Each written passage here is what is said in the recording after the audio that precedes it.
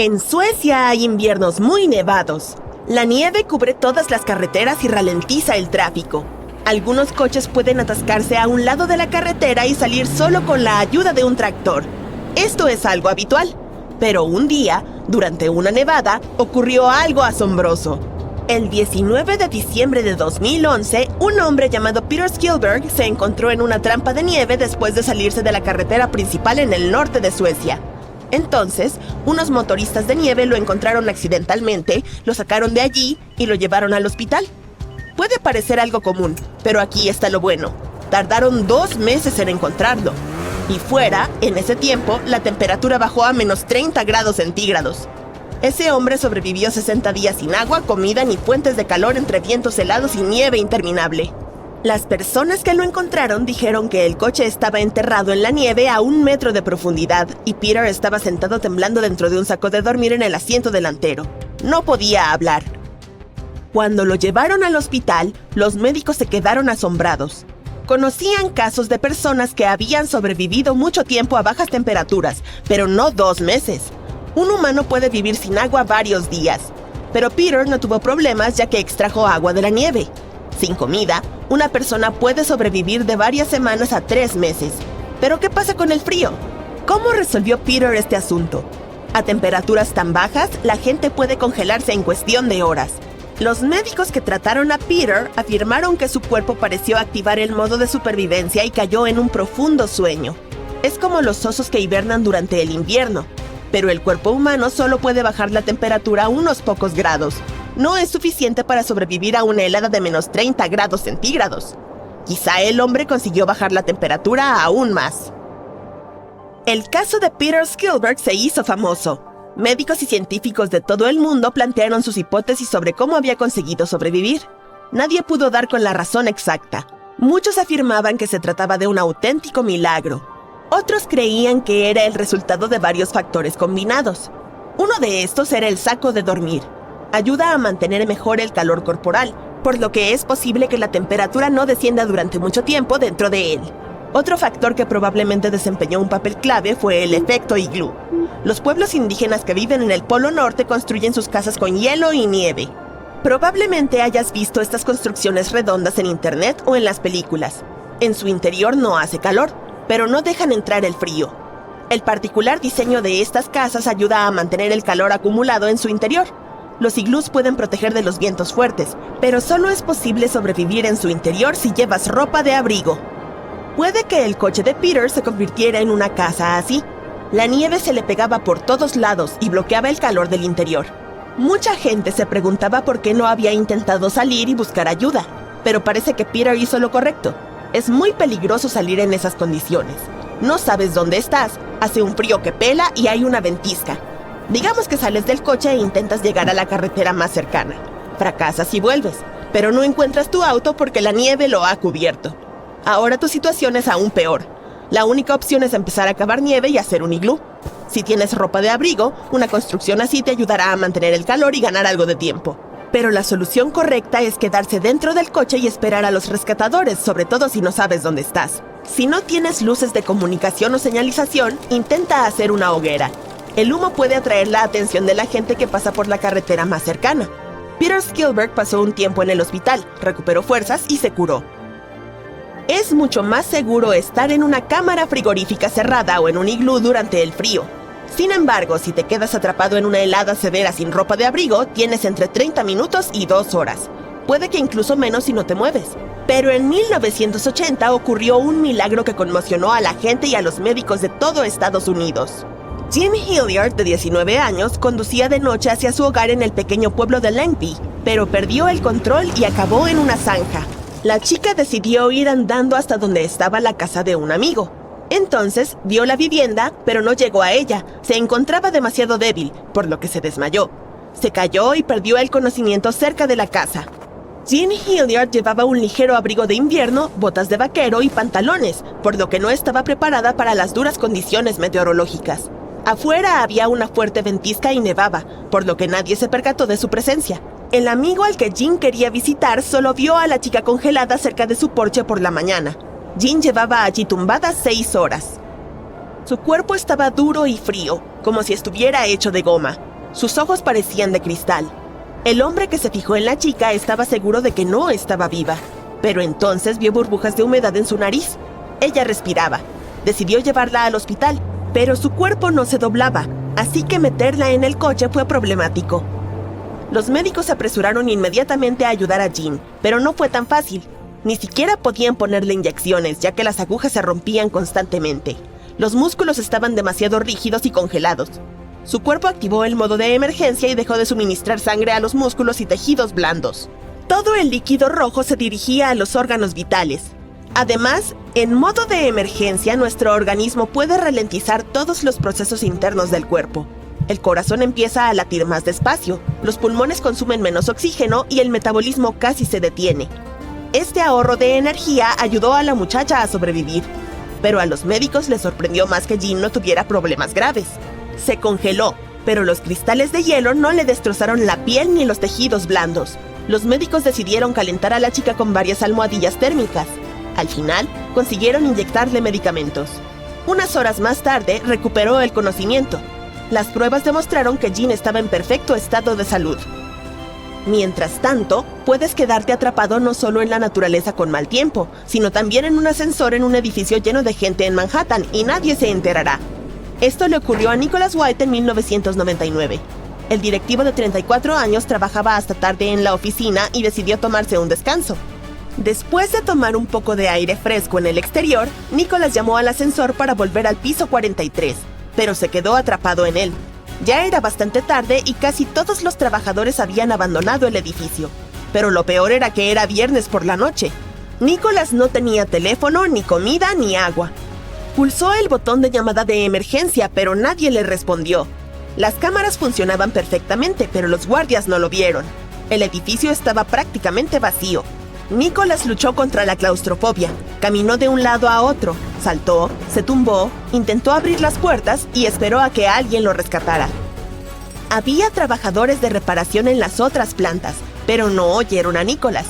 Además, sus compañeros se quedaron en la oficina donde trabajaba. Estaban seguros de que Nicholas acababa de irse a casa. Salieron del lugar utilizando otros ascensores y no se dieron cuenta de que Nicholas había dejado sus cosas en su escritorio. Él estaba desesperado. Lo rescataron 41 horas después. Estaba tumbado en el suelo, atormentado por la sed, cuando de repente oyó una voz por el altavoz del ascensor. «Hola, ¿hay alguien ahí?» Los rescatadores sacaron al hombre de una caja metálica y los propietarios del edificio le pagaron una indemnización por las molestias. A pesar de esta pesadilla, Nicholas siguió utilizando los ascensores. Sí, viviendo en Manhattan sería problemático evitarlos. Desde luego, para él, la vida tiene sus altibajos. Un ser humano puede sobrevivir hasta un par de meses sin comida, unos días sin agua y 69 días atrapado bajo tierra. Al menos eso es lo que consiguieron hacer 33 mineros en Chile. El 5 de agosto de 2010 comenzó como un día normal de trabajo bajo tierra. Los mineros estaban en lo suyo, excavando en busca de cobre, oro y otros minerales. Algunos de ellos trabajaban a casi 762 metros bajo la superficie. Otro grupo descansaban en el refugio, una sala excavada en la roca donde los mineros podían relajarse y respirar aire fresco bombeado desde la superficie. Esperaban a que una camioneta los recogiera para ir a comer. Alrededor de las 2 de la tarde sintieron unas vibraciones masivas. A continuación, se produjo un gran estruendo. Todo empezó a temblar, el aire se llenó de polvo y el pasadizo se derrumbó atrapando a los hombres en su interior. Cuando el ruido se desvaneció, los mineros decidieron subir corriendo a la superficie desde el refugio. Su jefe de turno y los demás unieron sus fuerzas, decididos a rescatar a todos y cada uno de los hombres. En las profundidades, 2 mineros estaban cargando rocas en un camión cuando sintieron una explosión de presión. Pensaron que no era nada extraordinario hasta que el polvo se hizo tan denso que no pudieron ver nada. Conduciendo a ciegas, casi chocaron con su supervisor de turno, quien les hizo señas para que se detuvieran. Con el camión lleno de hombres aterrorizados, emprendieron un peligroso viaje hacia la superficie. El camión luchó contra el peso de sus pasajeros, pero siguió adelante. Se encontraron con más trabajadores que se hacinaban en el vehículo como sardinas. Obstáculo a obstáculo avanzaron hacia la superficie hasta toparse con una enorme roca de unas 700,000 toneladas y tan alta como un edificio de 45 pisos. Enviaron al más pequeño de los mineros a ver si había alguna esperanza de colarse junto a la roca, pero solo consiguió arrastrarse 3 metros con una lámpara en la mano. Les dijo a todos los demás que no había ninguna posibilidad de llegar más lejos. Algunos de los trabajadores más veteranos habían quedado atrapados antes, pero normalmente se trataba de rocas que una excavadora podía despejar en un par de horas. Esta vez era diferente. Los mineros no pensaban rendirse, así que se dividieron y un grupo buscó pozos que dejaban entrar aire, agua y electricidad en la mina. Se suponía que debían tener escaleras para servir de sala de escape. Consiguieron encontrar una chimenea con escalera. Uno de los mineros subió, respirando polvo y agarrándose a las resbaladizas paredes. Pero la chimenea lo llevó a la misma pared rocosa que había visto antes. Eso solo significaba una cosa: realmente no había salida. Tuvieron que dar la triste noticia al resto de los mineros que volvieron al refugio. Tenían suficientes bocadillos para alimentar a 33 personas durante varios días. Alguien los tomó, aún sin darse cuenta de que podrían estar atrapados allá abajo durante días o semanas. Latas de melocotones, guisantes y atún, 23 litros de leche condensada y 93 paquetes de galletas era todo lo que tenían. De lo único que no tendrían que preocuparse era del agua. Había más que suficiente en los tanques cercanos que mantenían fríos los motores. Todas las conexiones con el mundo exterior, la electricidad, el sistema de intercomunicación, el flujo de agua y el aire comprimido estaban cortadas. Los hombres que trabajaban en la superficie aquel fatídico día también oyeron las explosiones y vieron la nube de polvo frente a la entrada principal. Mientras los mineros se instalaban para pasar la primera noche en el refugio, el escuadrón de emergencia local intentaba hacer todo lo posible por salvar a todos. Un equipo descendió en una camioneta hasta chocar con la masa de roca gris a unos 457 metros. Otro grupo intentó descender con cuerdas y poleas hasta las chimeneas, pero encontraron obstrucciones en cada nivel. El supervisor del equipo se quitó su característico casco blanco para mostrar que ahora todos los trabajadores eran iguales. Como los mineros recordaron más tarde, ese fue un gesto inspirador para ellos. El 7 de agosto se produjo otro derrumbe que bloqueó los conductos de ventilación. Al día siguiente, los equipos de rescate empezaron a perforar agujeros y enviaron sondas de escucha para ver si había señales de vida ahí abajo, sin resultados. Los mapas de la mina estaban estropeados, lo que complicó aún más la búsqueda. Bajo la superficie, los mineros intentaban mantener el ánimo hablando, bromeando y contando historias. Sus teléfonos no tenían señal, pero podían utilizarlos como cámaras para grabar videos sobre su supervivencia bajo tierra. Sus metabolismos se ralentizaron, e incluso los más activos dormían más de lo habitual, y tenían pesadillas aterradoras. Una neblina invadía sus pensamientos. Pasaron 17 días sin ningún contacto con el mundo exterior, comiendo solo una vez cada 2 días. Algunos mineros incluso empezaron a tener problemas de salud. El 22 de agosto, una de las 30 sondas enviadas a la mina detectó un golpeteo. Volvió con una nota que decía: "Estamos bien en el refugio los 33". Pronto, los equipos de rescate consiguieron hacer llegar comida, agua, cartas, primeros auxilios y otros suministros necesarios a través del estrecho pozo. También enviaron cámaras de video de alta tecnología que retransmitían imágenes en directo de los hombres en su entorno húmedo, parecido a una sauna. Los mineros inventaron un sistema de trabajos y rutinas para sobrevivir en esas condiciones y mantener la cordura. En la superficie, un equipo internacional de genios de la ingeniería y de la minería se puso manos a la obra para descifrar el código de cómo devolver a la superficie a esas valientes almas. Se les ocurrió un plan para perforar un túnel de escape y bajar una cápsula dentro de la mina lo suficientemente grande como para que cupiera una persona a la vez. Luego, una grúa la sacaría a la superficie. 3 equipos de perforación fueron llevados al lugar y empezaron a trabajar el 30 de agosto, 25 días después del accidente. Los trabajadores atrapados ayudaban a su rescate desde abajo. Formaron 3 equipos y trabajaron en turnos de 8 horas demoliendo los escombros causados por la perforación para reforzar las paredes de la mina. El plan original era liberarlos en diciembre, pero la perforación del plan B terminó de trabajar en el túnel el 9 de octubre. Hicieron falta 2 días más para revestir el túnel con tubos metálicos. Finalmente, un socorrista bajó a la mina dentro de la cápsula. Los familiares y amigos de los mineros esperaban sobre el suelo en el improvisado campamento Esperanza. El primer trabajador salió de la mina tras un viaje de 15 minutos a través de 2050 pies de roca dentro de la cápsula. Fue recibido como un héroe. Uno a uno, todos escaparon del refugio. Millones de personas de todo el mundo siguieron el rescate por televisión en directo. Se tardó menos de un día en lugar de las 48 horas previstas. Los 33 mineros de 19 y 63 años habían sido rescatados y en su mayoría gozaban de buena salud. Todos tuvieron que llevar gafas oscuras para ayudar a sus ojos a ver el sol después de estar tanto tiempo en un espacio con tan poca luz. Uno de los últimos mineros que volvió a subir a la superficie fue Franklin Lobos, un antiguo futbolista profesional. Mientras estuvo allí abajo, equipos de todo el mundo le firmaron camisetas. Franklin recibió ese regalo de bienvenida y un balón de fútbol. Dijo que había sido el partido más duro de toda su vida. Los increíbles 33 recibieron una lluvia de amor y elogios. Les garantizaron 6 meses de atención sanitaria de primera. Viajaron a destinos internacionales para hablar como oradores motivacionales, aparecer en público y explorar lugares famosos. Incluso hubo un desfile en Walt Disney World, Florida, en honor a los mineros. Incluso se filmó una película, Los 33, basada en su historia con Antonio Banderas como protagonista. Él interpretó el papel del minero que filmaba registros de video diarios para asegurar al público que estaban bien.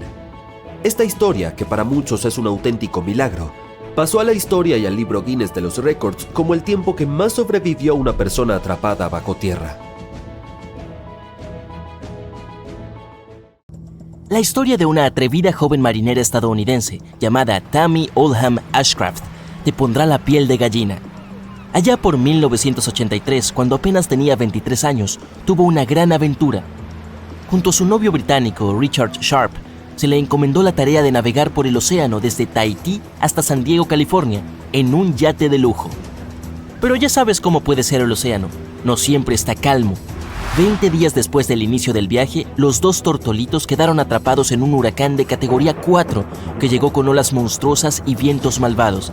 Aunque resistieron contra las olas desatadas, el yate volcó mientras se retorcía entre dos olas. Lo último que quedó grabado en la memoria de Tammy antes de quedar inconsciente durante 27 horas fue la imagen de Richard gritando mientras una ola enorme golpeaba el barco. Más tarde, ella plasmó su angustiosa experiencia en un libro que posteriormente se convirtió en una película. Tammy tenía bastante experiencia en el mar antes del fatídico viaje, poseía grandes habilidades para navegar y ya había cruzado el Pacífico 2 veces. Al partir de Tahití hacia San Diego, al principio tuvieron un viaje tranquilo, pero un par de semanas después empezaron los problemas. Los agarró un viento tropical que venía de Panamá y antes de que se dieran cuenta, la tormenta se estaba moviendo hacia el oeste y ganando intensidad. La pareja hizo esfuerzos para llegar a una zona segura, pero el huracán se movía a una velocidad increíble. Usualmente duraría poco, pero en este caso, el huracán seguía avanzando.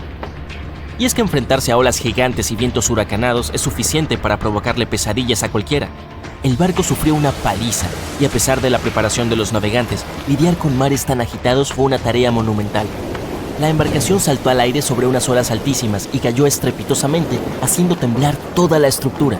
Richard estaba en la cabina de mando, agarrado con un arnés de seguridad, mientras navegaban sobre un mar furioso. Pero entonces se toparon con unas olas rebeldes surgidas de la nada. Una de estas olas hizo que el bote diera una voltereta de 360 grados, y eso fue lo último que Tammy recuerda.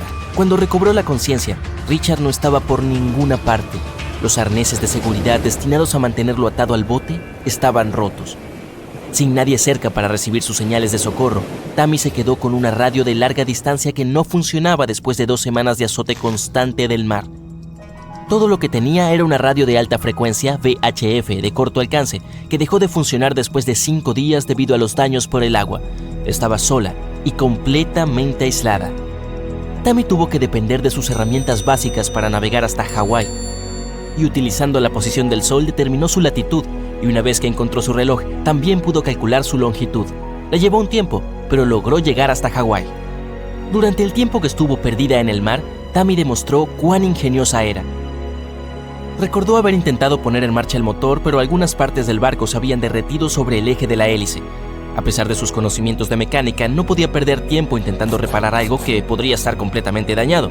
En su lugar, se basó en su formación como contramaestre. Tammy también llevó un registro de su tiempo en el mar, siempre consciente de que si no lograba sobrevivir, este podría ser el único indicio de lo que había sucedido. Luego admitió que su estado mental había sido frágil durante su calvario. A pesar de todo, aseguró que el instinto de supervivencia humano es increíblemente fuerte. Ella quería vivir. Y nuestro próximo héroe es un hombre llamado Steve Callahan. Su historia, aunque suena como un guión de Hollywood, es tan real como increíble. En 1982, Steve participó en una regata de vela en solitario a través del vasto océano Atlántico. Para ello utilizó un vehículo de diseño propio, orgullosamente llamado Napoleón Solo. Era un barco fuerte y confiable, construido para resistir tormentas y desafiar a las olas. Pero había un clima impredecible que destrozó la flota de la carrera y hundió un montón de barcos. Steve tuvo que apartarse y atracar su amado Napoleón Solo en España para hacer algunas reparaciones urgentes. Y después de reparar el barco, Steve se puso en marcha de nuevo, esta vez con la mira puesta en las Islas Canarias. Estaba decidido a cruzar el Atlántico y llegar a las arenosas costas de Antigua. Lamentablemente su barco fue azotado por fuertes vientos que lo dejaron significativamente dañado. Steve se encontró sin más opción que abandonar su embarcación y se subió a una balsa salvavidas inflable. Pero decidió que no se iba a rendir sin luchar. Antes de que el Napoleón Solo se hundiera en las profundidades del Atlántico, se sumergió repetidamente en las aguas turbulentas para rescatar lo que pudiera. Con algunos elementos esenciales asegurados, luchó contra el hambre, la sed y la soledad durante los siguientes 76 días.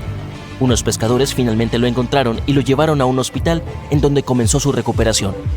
Podrías pensar que aquí es donde termina la historia, pero su increíble saga de supervivencia fue publicada en revistas de navegación, presentada en numerosos programas de televisión y finalmente plasmada en su propio libro. Pero el récord del mayor tiempo perdido en el mar fue establecido por un hombre llamado José Salvador Alvarenga. Él es un alma increíblemente resistente cuya tenacidad y voluntad para sobrevivir se convirtió en material de leyendas. Eso se debe a que durante 438 largos y difíciles días estuvo a la deriva. Pescador de profesión, José no era ajeno a los caprichos impredecibles del mar. Su aventura más aterradora comenzó un día como cualquier otro, en el año 2012.